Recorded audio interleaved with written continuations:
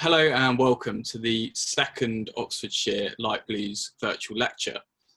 This evening we have Matthew Christmas joining us with his talk, Degrees Beyond the Craft, What and Why. Matthew was initiated into Apollo University Lodge number 357 in Oxford on the 25th of February 1989, aged just 21, and was raised on the 3rd of June 1989. He went on to become the Master of Lodge of Honour and Generosity number 165 and 2 other London lodges. Matthew is an installed second principal of His Holy Royal Arch chapter, Apollo University chapter number 357, a past master and the secretary of the University Lodge of Master Masons number 55, and a past provincial Grand Senior Warden of the province of Oxfordshire within the Mark, a past commander of Noah and the scribe of the Oxford University Lodge of Royal Ark Mariners, also number 55, and a holder of the RAM Provincial Grand Rank. He is past twice illustrious Master of Royal and Select Masters, and he is also a member of the Order of the Allied Masonic Degrees and the Order of the Secret Monitor and the Operatives. He's also a member of many other orders and has provincial rank within them, including the Royal Order of Scotland, Knights Templar, and Red Cross of Constantine. Matthew's written 2 Masonic histories on units and is working on a 3rd for his Royal Ark Mariner Lodge. He's also written articles on ritual and degrees for Freemasonry Today and has lectured on rites and ritual connections around the country. He's a former board member of the Royal Masonic Trust for Girls and Boys, and when he's not being a Freemason, Matthew is a former teacher of history and classics and headmaster, and he's now head of stakeholder engagement for a leading educational charity. He holds a MA from the University of Oxford and is a former major in the Territorial Army within the Royal Regiment of Artillery. So without any more introduction, I'll hand it over to you, Matthew, for your lecture. Good. Well, first of all, thank you all very much for attending tonight, or if you're watching the video later. And I'd like to thank Matt and Andy for organising it. And I hope you enjoy what follows. If you don't, you can just quietly slip away. So many Masons are initiated, passed and raised in the 3 craft degrees. They hold office in their lodge, and some, of course, will go through the chair. But then they don't want to pursue Freemasonry any further. That's enough for them. And that, of course, is absolutely fine. But on the other hand, at some point, and there's no right time, many of us desire further Masonic knowledge.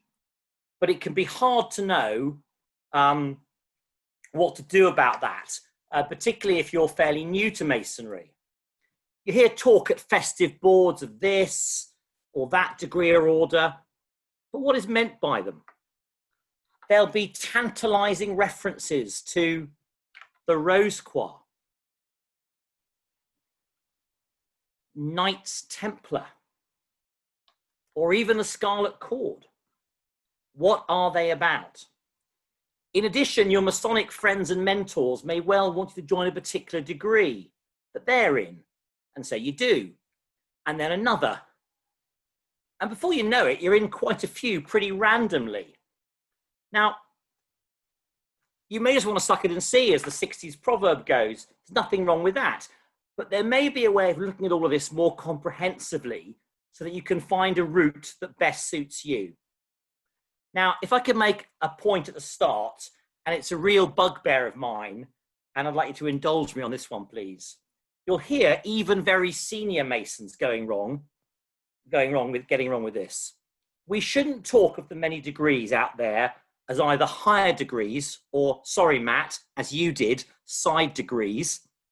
Most Masons make this mistake from the start. They're neither, in most cases, side degrees, and they're certainly not higher degrees. As defined by the British Constitution, the Book of Constitutions issued by the United Grand Lodge of England, pure and ancient Masonry consists of the 3 degrees of entered apprentice, fellow craft and master mason, as well as the Order of the Holy Royal Arch. The two women's Grand Lodges may have a different attitude to an extent, but not radically. No other degrees can be higher for a craft mason, or a Blue Lodge mason, as Americans refer to it, whatever numbers that degree may have. They are, in fact, to a craft mason, for the craft is our foundation, additional orders and additional degrees. One or two may be genuine side degrees. Most are decidedly not side degrees, and that's a matter we can discuss more in the Q&A period. And there are charts such as this one. It's not in fact complete, of course, but I'm not sure they help much anyway, except to say, firstly, what orders you have to be in to join another order, and secondly, whether you have to have a particular faith to join another order. And I find these charts tend to be pretty overwhelming. Now, I'd like to make 4 caveats, if I may. Caveat number 1. As I discuss degrees and orders, I will not be explaining the rituals, as I'm both conscious of my various obligations and also hate to spoil anything for those of you yet to join a particular order. Many of you on this call are either entered apprentice, fellow crafts or master masons and aren't in any orders, and the majority of you are only in 1 or 2. I'm going to say a few general things about their overall workings, but rest assured, what I do say will still be less than often appears in official Grand Body publications or even on their websites. So caveat number 2. For those watching or listening who are already in other degrees, I may not mention your favourite. Just possible, I won't even be in it. Sorry if that happens. Caveat number 3. I'm looking at what's available to you in England and Wales. There'll be lots of similarities in other constitutions, but it may not be the same. And caveat number 4, and probably most importantly, my views are very much my own, and I've got no authority to speak for UGLE, Supreme Grand Chapter, the Grand Bodies out of Mark Mason's Hall, the Supreme Council of the Ancient and Accepted Rite, or any other body. These are just my thoughts, and not in any way official pronouncements. But I still wobble a bit about that. Okay, my genuine and key theme is that there is no one correct path or order of degrees that you should take. Should I go this way, or would that be wrong? Should I go that way, or would that be an error? But I believe there are different strands of Masonic learning. If you want to make a considered ritual choice, yet of course you can do what you want, as there is no agreed pathway or progressive system in English Freemasonry. However, it is my strong contention that the first body that one should join after being raised as a Master Mason is that of the Holy Royal Arch, by joining a Royal Arch chapter. Others will disagree, but there are 3 reasons why I think as I do. Firstly, the United Grand Lodge of England and the Supreme Grand Chapter are virtually the same body with the same Grand Officers. And it seems odd to seek to join another Masonic order without being fully in possession of pure ancient Masonry. This consists, as we've said, of the 3 craft degrees as well as the Royal Arch. Now, it may be different, it is different in Scotland, Ireland, and in other constitutions. But for a variety of political and historical reasons around the joining together of the 2 rival English Grand Lodges, who in 1813 finally came together as the United Grand Lodge of England, that is the position. So on that basis alone in England and Wales, I think the Royal Arch should be your first port of call, and a chapter may be even connected with your own lodge. Secondly, and perhaps more importantly, because it's real, is that many see the Royal Arch as a completion of the 3rd degree. Without giving too much away, the 3rd degree is when the word is lost at the time of the Temple of Solomon being completed. In the Royal Arch, the secrets are found when the 2nd temple is built on the site of the former. It's also a most impressive ceremony. And thirdly, and I believe even more importantly, if you want to join other orders, is that the idea of lost knowledge, which can be rediscovered by the diligent Mason, is one of the fundamental foundations upon which pure ancient masonry is constructed. And it's also fundamental in many of the other orders out there. You need to appreciate that ritual context and come to understand over time what the lost secrets or lost word represent for you on your Masonic journey. However, while there is nothing higher than Craft and Royal Arch, as they together completely reveal what some have called the secrets of Masonry, what one should properly call, and listen in there, Matt, other, additional, or even extra craft degrees and orders also teach these secrets, but in a series of different ways and with a wide variety of contrasting approaches. My apologies for a history lesson. That's what I used to do for a living, but I'm going to keep it brief. These other orders began to appear in England in the 1750s onwards, way after Craft and Royal Arch were firmly established. They were, by and large, the product of enthusiastic Masons, particularly in France, keen to extend their Masonic ideas and experiences. Literally thousands, and I mean thousands of degrees were invented, and some of them were practiced for a while only. Only those degrees thought to be worthwhile have survived, and these are flourishing today. New orders also emerge from time to time, or old degree workings are revived. 2 points must now be understood. Firstly, the fact that the United Grand Lodge has no jurisdiction over these other orders. Only the Craft and the Royal Arch are run by the United Grand Lodge of England and by the Supreme Grand Chapter, both administered from Freemasons Hall in Great Queen Street, London. The majority of the additional orders are administered from 2 main other addresses in London, Mark Mason's Hall and 10 Duke Street, St. James, although there are degrees administered from other places too. However, although Grand Lodge does not recognise them formally, that doesn't mean you can't join them. Indeed, many very senior craft Freemasons are very active in these other orders. To be admitted to any of them, you must be at least a Master Mason, having done your 3rd degree, although some orders demand much more than this. Several rightly also require to have joined chapter, as they build on what you've learnt when you were exalted to the Royal Arch. Secondly, I must state what these additional degrees are definitely not. Whilst there are many parallels and connections between them, and that particularly interests me, and while some of them fit together rather well, these additional degrees are not part of a large progressive system, with, for instance, the entered apprentice in the 1st degree at the bottom, and a Sovereign Grand Inspector General 33rd degree at the top. The degree numbers may become higher, the titles may become long and grander, but it is what each degree teaches you that's important, and not its number.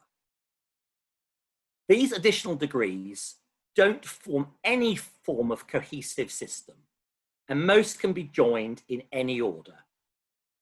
Other constitutions do things differently. You'll see here the Scottish Rite and the York Rite, as well as beneath that other allied organisations in America, which very much have a progression to give 2 top ranks at the top. We don't do that in England and Wales, and in fact it's much more complicated in America than this makes it seem, actually. Of the 21 main extra craft orders in England and Wales, and this number is a value judgment by me, I've not included some of the very rare or esoteric orders, and I haven't got time to discuss all of these 21 either. 11 of them, though, demand their members profess the Trinitarian Christian faith and are in some ways degrees of Masonic chivalry, while 8 others are mainly based around stories from the Old Testament. Of these Old Testament degrees, many are concerned, as you would expect being craft Freemasons, with the building of a temple in Jerusalem and with events in and around it.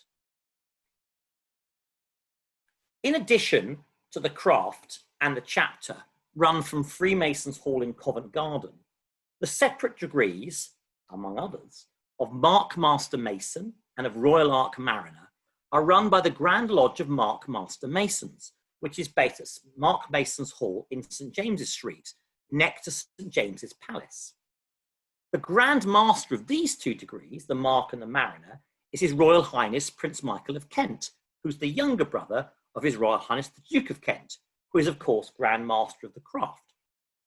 The Grand Secretary of Mark Grand Lodge also looks after 8 other groups of degrees or orders, each with their own separate heads, and you can see the 10 overall logos there.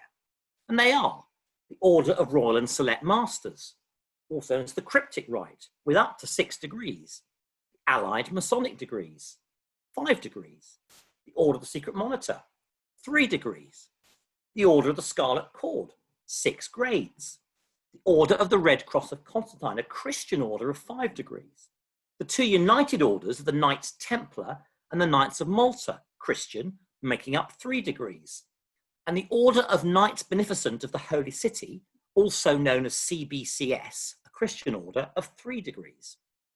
And all of these bodies are entirely separate groups, but over time, purely from convenience and political shenanigans, have come to be dominated and administered by Mark Mason's Hall.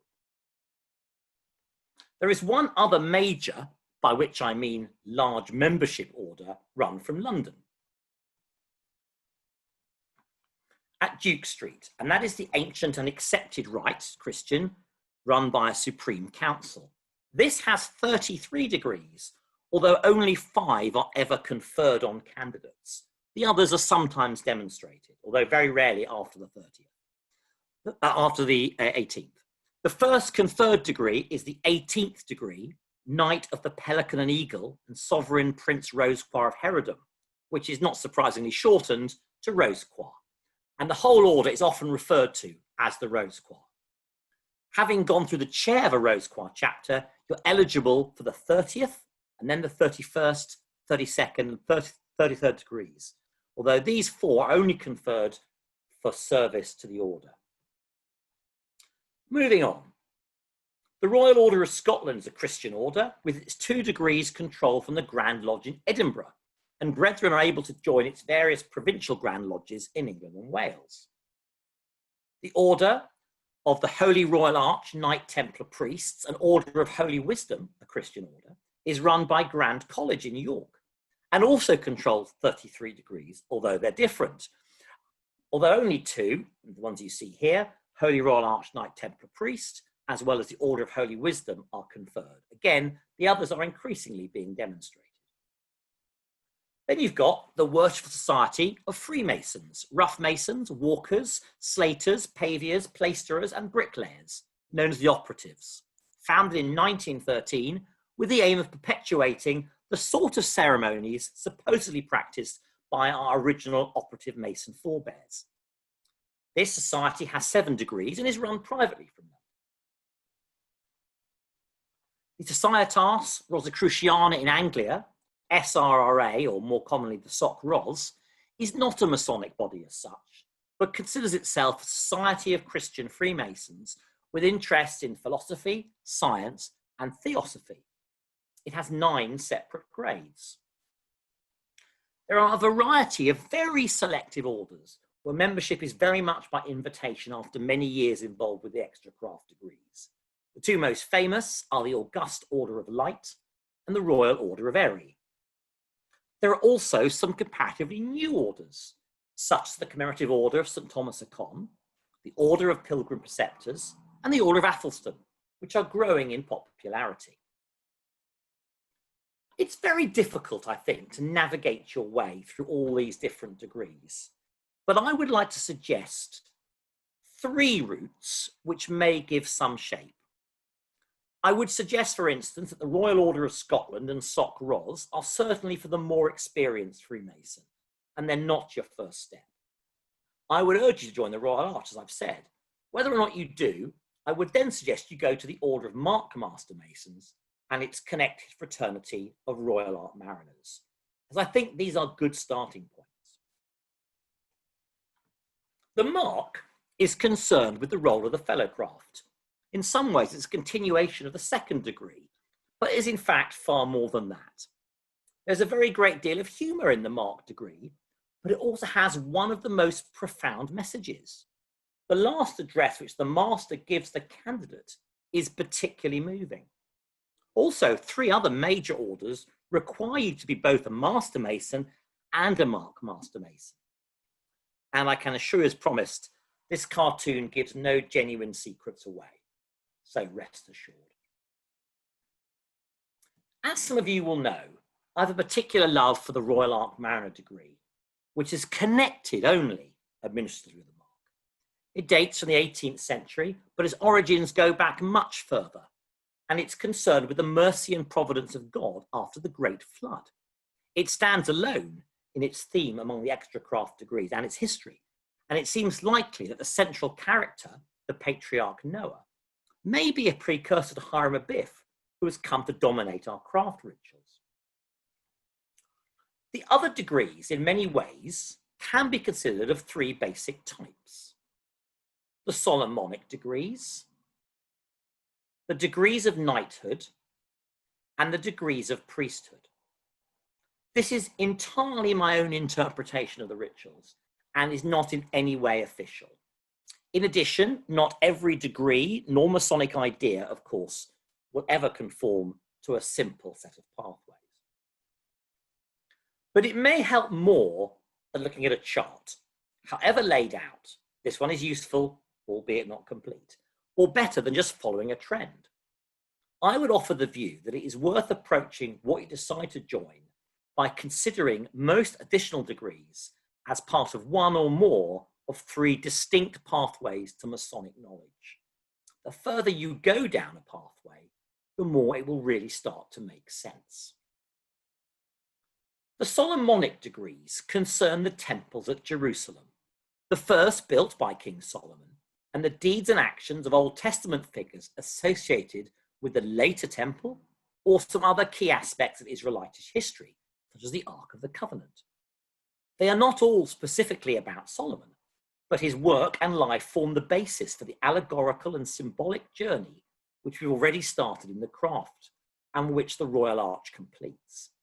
That is, the search for Masonic light as exemplified in the search for the lost word within the context of Old Testament history. This begins with the first 2 craft degrees, then the mark degree, and 1 or 2 others, which are contained in the allied degrees, and the cryptic rite of royal and select masters, before the loss in the 3rd degree. The journey of recovery then commences, involving many degrees, all contained in the allied degrees, the cryptic rite, and as you can see here, the 4th to 17th degrees of the ancient and accepted rite, which comes before the rose quartz of the 18th degree, before it is, of course, found in the Holy Royal Arch. The Order of the Scarlet Cord also has a growing role in our understanding of the Old Testament in terms of Freemasonry. Some of these degrees are particularly impressive. I would rate extremely highly the experience I gained from being both the candidate and then later conferring on others the degrees, in particular, of Royal Master, the Red Cross of Babylon, and of course, the Royal Arch itself. Now, as we move to the degrees of knighthood, I thought I would start, indulge me please, by highlighting this, my favourite Masonic picture, as it features my Mother Lodge and Mother Knight Templar Preceptory, both in Oxford. What a day in 1863 that must have been. You've got to admit, the kit is cool. But to move on. Many Masons flock to join the so-called Masonic orders of chivalry or knighthood. And some, we all know them, are desperate to give themselves honours, medals, stars, robes, sashes, baldricks, swords, and above all, extravagant titles. My girlfriend can be a little sceptical at my chivalric Masonic titles, as I am a Grand Elected Knight Kadosh and Knight of the Black and White Eagle, a Knight of the United Religious, Military and Masonic Orders of the Temple and of St. John of Jerusalem, Palestine, Rhodes and Malta, as well as a Knight of the Masonic and Military Order of the Red Cross of Constantine and the Appendant Orders of the Holy Sepulchre and St. John the Evangelist, etc., etc., etc. There is a reason why Sarah affectionately names us the Curly Cloakers, after she first sewed a badge onto my KT mantle. It's a big step in your personal life when you show that particular person your KT cloak. That said, I haven't dared show her my Knight Templar priest mitre. One can see why many people find Masons quite absurd. If it is the title and the kit which matters to some Masons, then I can see why. Rather like kids getting costumes out of the dressing up box. For adults, what's the point? Well, once the craft was de-Christianized following the 1723 constitutions, there is no doubt that many Masons wanted to create Masonic systems which championed the Christian faith. The Royal Order of Scotland makes this clear when the candidate is first received. This order was to correct the so-called errors and abuses which had crept into the 3 craft degrees. Secondly, there is no doubt that many Masons also wanted to give their Freemasonry a link with ancient Rome. In doing so, they developed the wonderful and complete rite that is the Order of the Red Cross of Constantine, a unit of which I am currently in the chair. Other desired roots in the romance of the Crusades, and particularly that order which still today continues to fascinate us. So many, and be the catalyst of so many weird and wonderful theories, the Knights Templar. I'm not giving any away, but they're nearly all wrong. There is also the Knights of Malta, and more recently, the Order of St. Thomas Aquin. The 18th degree, Prince Rose Croix and Knight of the Pelican and Eagle, and later degrees of the ancient and accepted rite, are preeminently degrees of knighthood too. Certainly from the 1730s, a number of degrees with a Christian background appeared in France and spread all over Europe before crossing the Channel to the British Isles. Suffice to say that all these degrees of knighthood with their long names and colourful regalia are relatively modern creations with no claim in reality to be the descendants of the Roman or crusading orders. So what is their point? Is there more to them than dressing up, grand titles, an age-old wish for ancient lineage? I would say yes. In the Solomonic degrees, a candidate is engaged in an allegorical and symbolical journey as expressed in his search for Masonic light in the quest for the lost word. So also in the various degrees of knighthood, Masons become pilgrims and then Christian knights, seeking to reinterpret the search for that word in a Christian sense. Whilst all Masons acknowledge the universality of Freemasonry and accept in England and Wales that the 3 degrees of the craft and the Royal Arch contain all the essential secrets of Masonry, the Christian degrees of knighthood reflect the need which many Christians feel to interpret those secrets in a Trinitarian sense. This is far more important than being dubbed with a sword, being given a new apron or sash, and declared a knight. Albeit, the ritual clothing of the newly admitted in the ceremony tends to be important in itself, as the candidates will have taken an important step on their Masonic journey.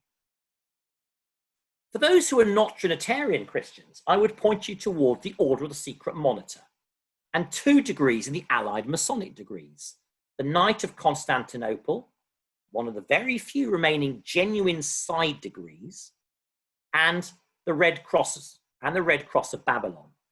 These in many ways offer a non-Christian knightly approach.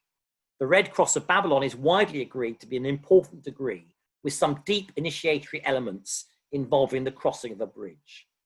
There is a wonderful Irish order now working in England and Wales, which focus specifically on this, the Chivalric Order of Knight Masons, which has 3 degrees.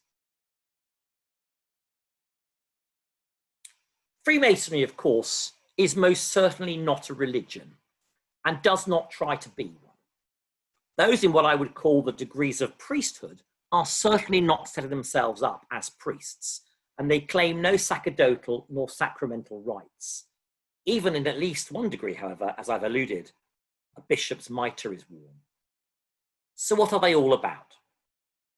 Again, ignore the dressing up. What is important is that the degrees of priesthood bring us to a high realms in terms of Masonic thought, with candidates ritually purifying themselves and dedicating themselves to the service of the deity. As the introduction to the ritual of Grand High Priest makes clear, the companion who is admitted is left in no doubt that he is set apart for high duties and responsibilities in life, both as a Mason and as a man. He is taught that to carry them out, he is called upon to dedicate himself to the service of the Most High God and also that of his fellows. There are basically 4 priesthood degrees, 2 reserved for Christians and 2 open to Masons of all faiths. Of the latter, the least developed in terms of ritual, and yet the most well known, is of course that of the 3rd principle in a Royal Arch chapter. The candidate elected to the 3rd principle's chair is installed as representing Joshua, the son of Jehozadak, the high priest. However, despite the Holy Order of Grand High Priest being one of the most ritualistically important of the 5 allied Masonic degrees, it is much less well known rather than the role of the 3rd principle. Perhaps not least as candidates for Grand High Priest must be a Master Mason, a Mark Master Mason, and also in the Holy Royal Arch. This can, of course, serve to narrow the field somewhat. And there are, of course, also lots of additional orders that compete for your membership. Christian Masons have the opportunity, as in the Christian degrees of knighthood, to take Old Testament Masonry further and interpret it in a sense familiar with their Christian faith. Those in the Red Cross of Constantine who are active in their conclave and who love this particular Masonic rite will, the year before they go in the chair, be given the degree of Priest Mason and be consecrated as a representation of Bishop Eusebius in preparation for the responsibilities of the following year of assuming the Masonic throne of Constantine. There is also the separate and highly prized priestly Masonic order of Holy Royal Arch Knight Templar priests. This is concerned exclusively with the sacerdotal office of dedication and service. The fact that KTP candidates must also be Knights Templar and be an installed master in the craft means that this superb order remains relatively small. There is no doubt that when you strip away some of the expensive regalia, when you ignore the many irrelevant and frankly contrived signs, there are often many in each degree, which one seldom if ever uses, and when you forget the actual title to some of the degrees, I mean, I ask you, Super Excellent Master? Is it a bird? Is it a plane? No, it's a Super Excellent Master. Or Knight of the White Cross of Torpichen? Or perhaps, most remarkable of all, the one I most want to be, a Sublime Prince of the Royal Secret. But you instead focus on the ritual of the degrees themselves, you will find much upon which to reflect. As Freemasons, we are called upon to make a daily advancement in Masonic knowledge. And I have learned so much that puts the craft degrees into a greater perspective of my participation in other Masonic orders. And I hope this evening, if you've not fallen asleep, that you have found the way I've approached the different degrees and orders in a thematic way useful. As you appreciate, I've only scratched the surface. If any of you is interested in extending their Masonic knowledge or joining another order, and I hope you all will in time, then I would suggest you take lots of advice before you commit. Every order has its own regalia, its own meetings, and demands a commitment from you, financial as well as time. There are all kinds of myths about what you should and shouldn't do, when you should or shouldn't join, so ask lots of different people. Don't believe the first person who tells you how it should be. Everyone has their own favourite orders, and they also have ones they don't particularly take to. That's certainly true for me, but my view will differ from those of other people. If you want to go further with the extra craft degrees, if you don't want to go further, then fine. But if you do, and you undertake some research, then I doubt you will regret it. We're all on a Masonic journey, and there are many paths to follow as we walk the roads we choose. As J.R.R. Tolkien, a good Oxford man, has Bilbo say, as he leaves the Shire for the last time in the Fellowship of the Ring, the road goes ever on and on, down from the door where it began. Now, far ahead the road has gone, and I must follow if I can, pursuing it with eager feet, until it joins some larger way where many paths and errands meet. And whither then, I cannot say. Thank you for listening, And I'm now very happy to answer questions and discuss ideas if you'd like me to do so. Thanks, Matthew. That was very interesting. And yeah, as someone who's only in chapter, it was really useful, I think, to have that framework to think about how to sort of categorize the different orders and how to kind of think about them. I don't think we've had any questions still on the chat. Was there anyone that wanted to ask a question? Feel free to sort of unmute yourself. Matthew. Hello, Ian. Hello. First, I think on behalf of everybody, I'd like to thank you very much indeed for a very comprehensive, but I mean, simple, I don't mean that in a derogatory sense, but carefully worded and not too extravagantly difficult interpretation of all the Masonic degrees. So thank you. I think it would indeed be useful if people who are interested in these degrees had your roadmap, because so often, certainly was in my case, what leads you into other degrees quite often is purely chance. It's because you know somebody that's in something and they get you into it. So it's usually, certainly, as I say, in my case, it was purely by chance, or perhaps out of London, it's what's locally available. You might be interested in something and there's not a unit anywhere near where you live. So that's another element of chance as well. So your roadmap for everybody will be very helpful. The only thing I wonder, I'm not quite sure about, that you put the OSM in the knightly orders group. I would argue that it should be on the Solomonic route, because it's principally about David, King David, the father of King Solomon, and David's relationship with Saul's son Jonathan. So I would have personally, I would have put it on the Solomonic route, but you put it in the knightly route, and I'm just wondering why you did that. I think I've not been in the chair, unlike you, Ian, so I've not been a supreme ruler, so I don't know what's in that. Genuinely don't know what's in that.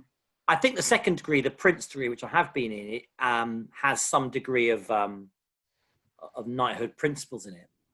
I suppose the sort of elephant in the room, if I'm being honest, is that most of us are a bit embarrassed about the fact that some of the orders we love best are Trinitarian Christian only. And you'll see, of course, on any Facebook groups and any discussions, people get embarrassed about it. People get cross about that. Why can't I join? And certainly things like the Rose Croix in other countries has been de-Christianized. In fact, when I was living in Kenya, had there been the new Supreme Council of East Africa and I would have become Deputy Grand of Ceremonies, I actually did some work de-Christianizing in a particular way 2 of the degrees for them. So it can be done. I think we're embarrassed about it. And certainly I've got 2 very close Masonic friends who are both Jewish. And I never mention to them that I'm going to one of my Christian orders. They'd be delighted for me, I know, but I always feel a little bit apprehensive. And I think there is this tension between universal Freemasonry and the fact that it was originally a Christian organization, it was de-Christianized, and that basically people objected and they formed other orders. And certainly if you go to America, for instance, if you ask an American what the 3 great lights of Freemasonry are, they will certainly not use the words volume of sacred law. They'll use the words Holy Bible. So interestingly, not even in other countries where it's officially universal, there's still a hugely Christian element. So I suppose, if I'm being brutally honest, I was originally, when I wrote this paper, which I've adapted a long time ago, I was looking for a non-Christian order of knighthood. That's me telling you the truth. But also I think it can be seen as that. I think the more I look at it, I think Knight Masons could be in that category better. But of course, it's very, very small in this country. There's only about 10 councils. And it's not something you join quickly. And of course, also, the other one that I talked about, the Red Cross of Babylon, is only worked in allied councils once a year at most. And so I was actually a bit concerned there weren't very many chivalric orders for non-Christians. And I think the idea of knighthood is in itself quite an important idea, the pilgrim becoming the knight and through suffering and through contemplation and then being able to find the secrets. So I think you're right, Ian, probably. And I suppose you've exposed quite rightly, there's an issue. It's partly my embarrassment about being a Christian Mason and excluding my brethren who aren't. But also, I think, as I said as well, lots of orders can be in both. My pathways are only a nice, simple system. You know, you can be in lots of them. I think that's the point. That very, you know, age accepted rite is basically Christian chivalric knighthood masonry, but actually there's a lot of Solomonic stuff in there as well. And you know, the degrees of priesthood, they probably do stand on their own a bit, but there's quite a lot of crossover between. Of course, the Scarlet Cord, which you head, having been revived, of course, blew my theories apart, because it's not really Solomonic. It's not about the temple in Jerusalem particularly, but it's very basically Old Testament. It's based on some important old biblical stories. So, you know, and that's why it's hard to create in this country rites, because every time you do, you find an exception to it. And so, yeah, so I take your point. But I think if you're not a Christian Mason, you'd like to do something which has, if you like, has swords in it. Yeah. You know, we quite like our swords. They're quite fun. As you smuggle them to a meeting in a hockey bag, and you enjoy the fun of that kind of thing, then it is good fun. Then OSM could be for you. Thank you. Thank you very much. Thank you. Matthew, we've had a couple of questions on the chat. Mike has asked, he's particularly interested in the Order of Athelstan. Do you have anything more that you can share about this order without revealing anything? Or revealing? Well, I'm not in the Order of Athelstan, and I'm actually not intending to join it, as it happens. It was founded in 2005. That's when the first Grand Court was created. So it's very, very new. It's based on the legend of the Grand Lodge in York, formed by Athelstan and the old charges, and that, you know, Athelstan, if you like, gave Masons one of their first, if not the first, sort of patent and organization. So, and it's obviously, it gives it a uniquely British, a British and Saxon element to the Freemasonry. It's another way, if you like, of looking for, I don't say this in an unpleasant way, looking for sort of ancient roots in the same way that, you know, Constantine, the Red Cross Constantine is about Rome. This is about British Freemasonry from the Saxon period, you know, based on legends and stories, and how true they are, we don't know. It's a very modern Masonic order. It actually has got it doesn't exist in Oxford. Another reason why I didn't mention it. But I think it's interesting. It's so new that it doesn't, I think you have to decide in the end. There's only so much time you can do. There's things I'm not in that I want to be in. Athelstan is very much, if I can say it awfully, it's a very recently made up order. Doesn't make it bad. I've not read the rituals at all, but it's not high on my list. Yeah. I'm hoping to join Council of Knight Masons. I'm down for that. And a certain person who will remain nameless is getting me back into OSM and then possibly the Scarlet Cord. So I'm quite busy. So Athelstan is not going to be on my list at the moment. And also, I like my masonry in Oxford, and it doesn't exist in Oxford for very good reasons. So. Yeah, that is, for me, thank you for your very full and good answer. That's one of the problems, is a number of these chapters, lodges, whatever, are not based in Oxford or a long way from where you are. So you really have to consider, obviously there's the interest in it and the ritual and all that. There's the practical as well of getting there if it's miles away. And when you get there, if there are not many members, it's not a thriving community. I mean, Mike, can I ask you, if you don't mind, what else are you in apart from the craft? I'm in the craft. I'm considering joining chapter. It's a bit of an awkward situation, actually, because my brother's a Mason in London, and there's a lot of pressure in a craft lodge to join the chapter that's associated. But I don't actually want to do that. I want to join another one. So you're perfectly entitled to. That's a little bit frowned upon. But I think once you've done that, you are free to go into those orders, given time, if you wish to do so. So I didn't mention it. Obviously, there is pressure of people to join the chapter, which is, it is historical and political. Yeah. And I think chapter has been seen in the past by some places as terribly serious and almost, it's the truth. The truth is revealed, and therefore there can be no levity. And I've been to a few chapters where, frankly, enjoyment went to die. And I think there's a danger that chapter can be very serious and very boring. I have to say, I love it. I loved it when the blindfold came off. One of my top 3 Masonic experiences. I think the ritual has been in the past very long and difficult. They've done quite a lot of changes to it. I think there's a job as principal sojourner, which is like sort of a mix between sort of senior deacon and senior warden. Yeah. Absolutely one of those top roles in Freemasonry. I would recommend it, but I think you should join the chapter you want to. And if you don't feel you want to join the one attached to your lodge. What worries me is our lodge struggles for membership. I can be honest with that. If you want to join a lodge or a group that's thriving. Yeah, of course. And you must do what you... And what's the membership like in these various groups that you've been listing? Is it good, or is it? It depends. I mean, there are good ones. I mean, yeah, they're all thriving in certain areas, and some are thriving more than others. And obviously, like any lodges, some come and some go, depending on the members. And that's one reason why I'm not going to go to Athelstan. I'm not sure what the legs are of that order. Yeah, how long it will go.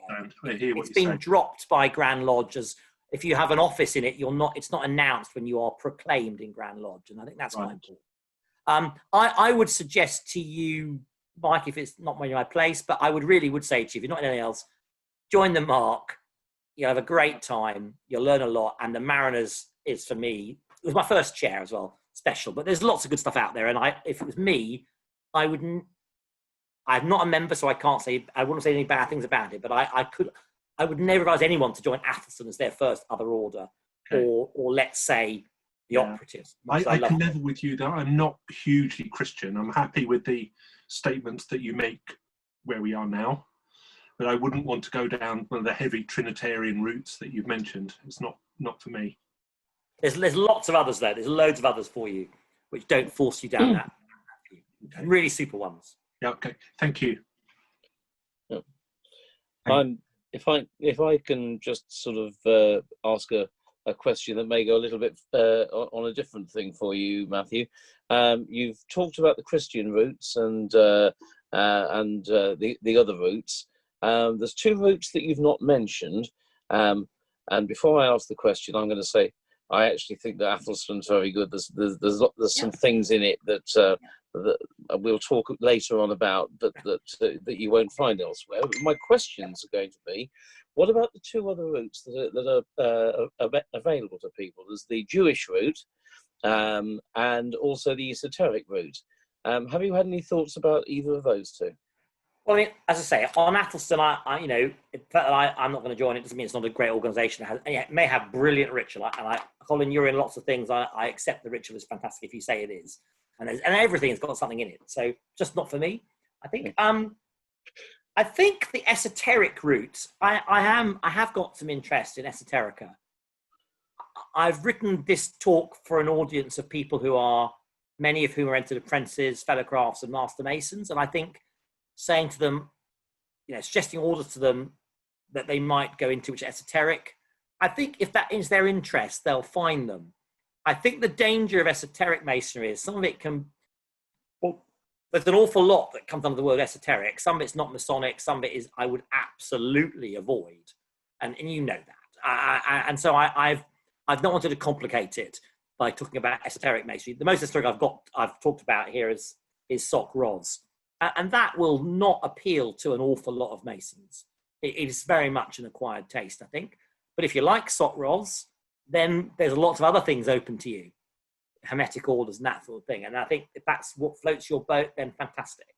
But I didn't feel it was something for this forum.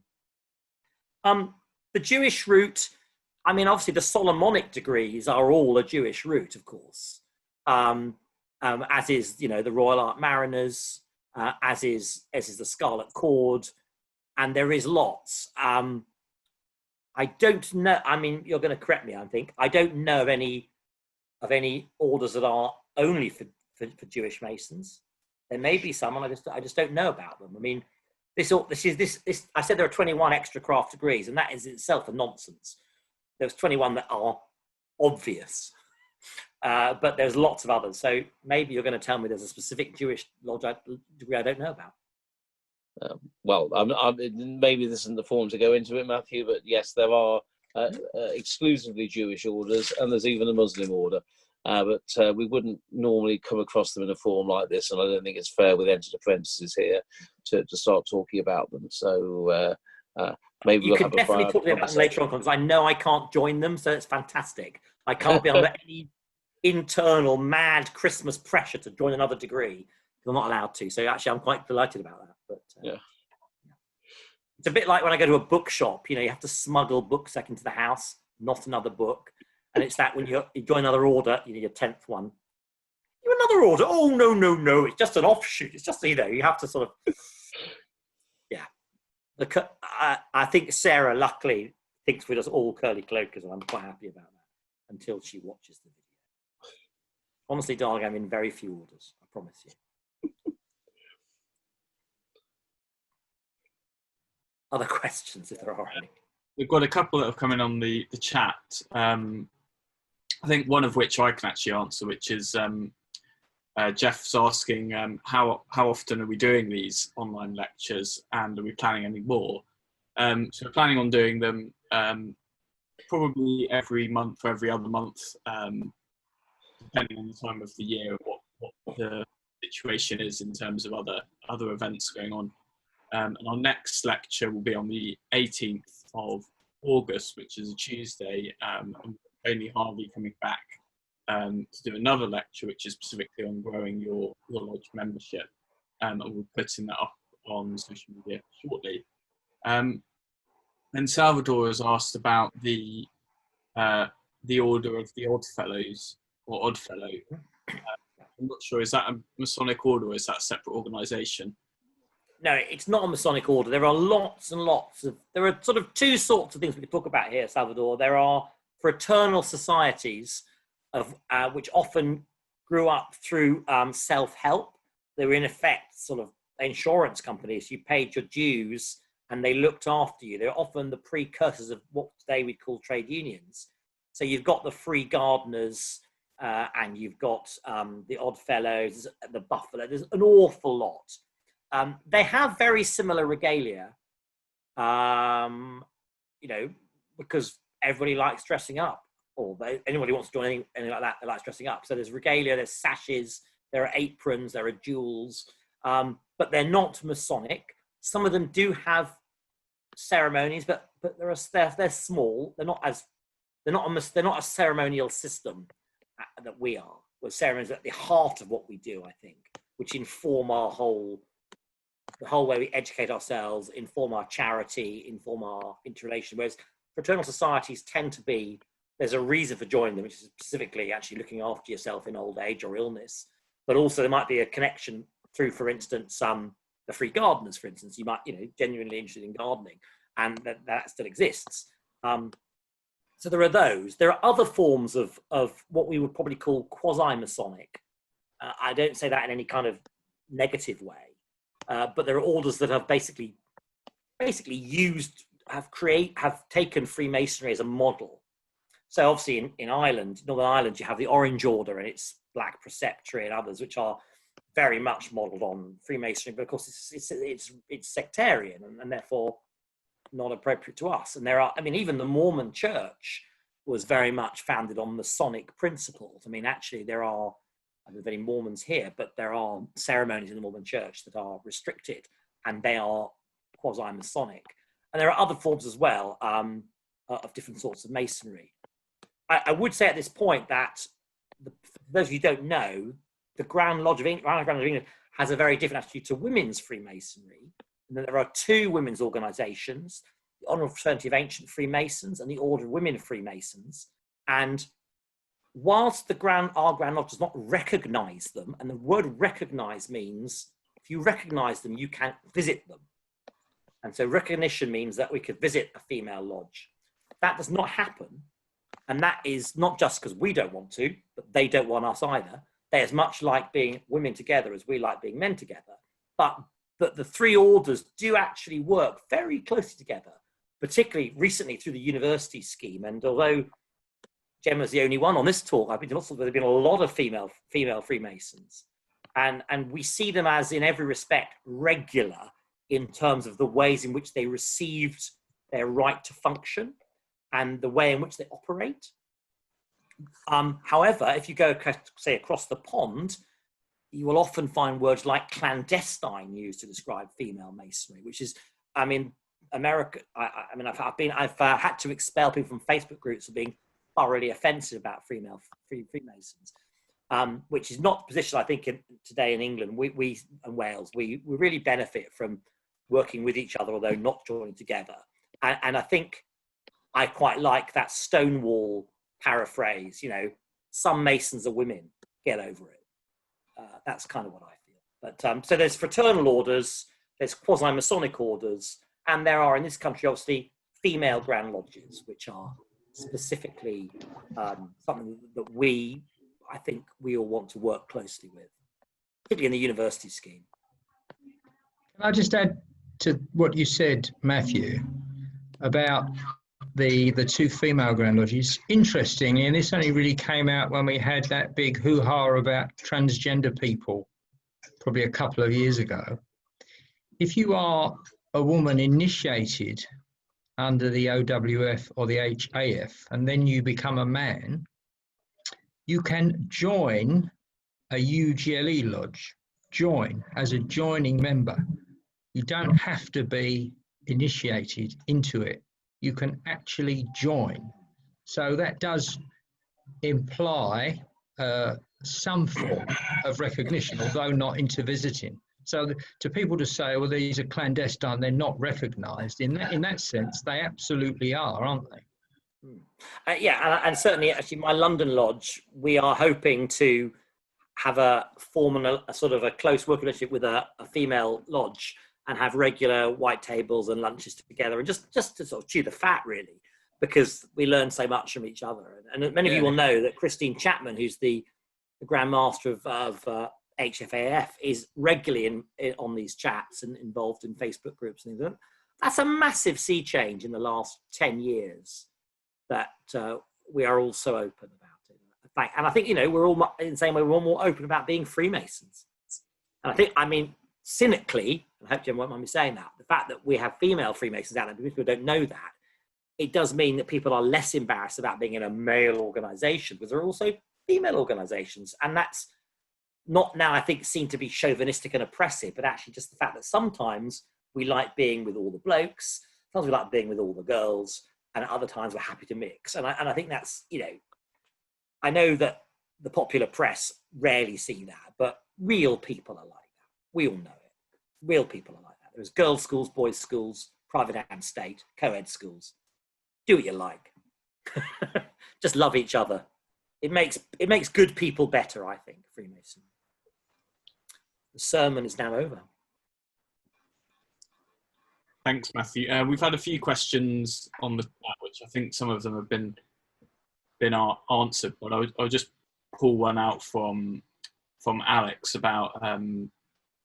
So Alex has only just recently joined Freemasonry, and he's wanting to know if there is a complete list or guide to explain what all the orders are and what requirements are to join. And I think Colin mentioned Beyond the Craft, a book. Do you have any other recommendations? Well, I've actually, of course, got the book here.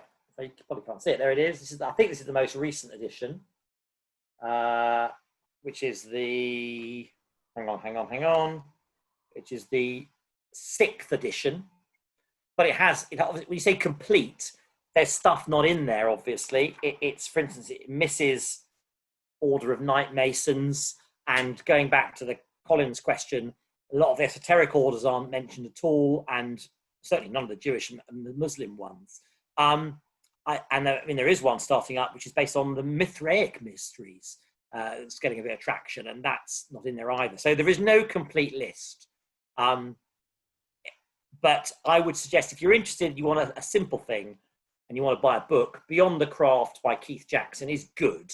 I mean, I have to say, I think there are errors in it. I think the chronology at the back is full of errors, as both Jeff Gill and Ian know. I've been chatting with them about it. But I think it's a really good book. But also, there's a lot of stuff on websites. I mean, an awful lot. I mean, don't look at the rituals. So don't go to Stitching Argus and read the rituals, but it'll spoil it for you. But there's the Grand Lodge website. If you put in Mark Master Mason or Order of Secret Monitor, you can find the official websites, and they'll give you lots of hints. Okay. But it's, you know, or just talk to people who know lots about them, really. But yeah, it's not easy. There'll never be a complete list. I think because Masons, even though there may not be any innovation in the body of Masonry, most of us spend our times who are real enthusiasts trying to create a new order. I've got several. I mean, there's a rite in America I'd love to bring back, which is Excellent Master. It's called Architect, Grand Architect and Superintendent, that used to happen in England, and it stopped happening. And it's it's in the part of the Allied Masonic in America, and it's a little complete rite on its own. And I rather love it, actually. I'd love to start it, but you know. So people have always can find a degree. When you research these degrees, you can find all kinds of stuff. I want to bring back the link and the wrestle that used to happen in the north of England in particular. But so there'll never be a complete list because, you know, there are literally thousands and thousands out there. And I think you've got to be careful. There are also some dodgy ones out there. They're after your money. And that's, since I've had an Instagram account, every single day I have to block at least 3 people who are basically Illuminati, by which I mean not Illuminati, they're criminals who want me to pay them lots of money in order to get secrets. And they particularly prey on people in Africa, where it is quite difficult to join Masonic organizations unless you've got serious amounts of money. But they're all over the place, and prominent Masons suddenly find their picture is being used as an Illuminati person, fake account. So it is tricky. There's lots of con people out there, and I think they see us as quite easy prey. Got to be careful, social media. Yeah, I think that's all of the questions that come from the chat. Open up if there was anyone else that wanted to ask a question, and if not, Alan, I think you wanted to say something, didn't you? Thank you, Matt. On behalf of the province of Oxfordshire, firstly, I'd like to thank you, Matt Standage, and Andy Proper for all that you've done recently in resurrecting the light blues with the logo, the podcasts, and now these Zoom lectures. Carry on the good work. It is really appreciated. Thank you. And to you, Matthew Christmas, what a most enlightening lecture. Whilst I'm in all but 2 of the ones you mentioned, I nevertheless learnt things this evening. When I was wet behind the ears in Masonry, at the festive board, I would ask senior people, what other orders are you in and why? And their responses were quite interesting. And as I've progressed through Masonry, I actually realised that the answer to that question will change because it depends where you are in the unit, what you're doing in the unit, and who else is in the unit. And what might be your favourite this year might well not be your favourite next year. There was one, although you alluded to it in your last slide with a reference to Tolkien, there was one word that you didn't use tonight, and that was a jigsaw. And to me, the majority, and I say the majority, not all, of these different orders are a jigsaw, which give you the Masonic progression, Masonic path, Masonic history, and give you more to learn. So I will say to those who are not in other orders, join them, but beware. Masonry will eat all of the time that you are willing to throw at it. But thank you, Matthew. Very good. Yeah, I'd just like to echo that and thank you, Matthew, for taking time out. I appreciate it's probably been a huge amount of work that's gone into that lecture, and it takes a huge amount of work to put forward such a simple framework for presenting something so complex as the structure. Just so that everyone knows, if you are interested or have a topic that you would like to or are able to give a talk. We are actively looking for people to offer to do talks for the Light Blues Club. So if there's anyone that knows anyone or is on this call who'd like to share their views on things, please do feel free to get in touch with me via the Light Blues email address that's on the website. I'll look forward to hearing your proposals. And yeah, thanks everyone for taking time out of your evening and attending, and I hope you learned as much as I did. And thanks, Andy, for your support on the technical side and getting the Zoom going, and thanks. No problem at all. Thanks everyone for coming. I hope you've enjoyed it, and thanks for the lovely comments, and see you all soon, hopefully. Feel free to carry on chatting if you like. If you want to leave, but we'll stay on for another sort of 30 minutes, I should imagine, if you want to stay on. Just have a general chat. Stop the recording, Andy. Should we stop the recording now, though? Of course, yeah, I'll stop that now.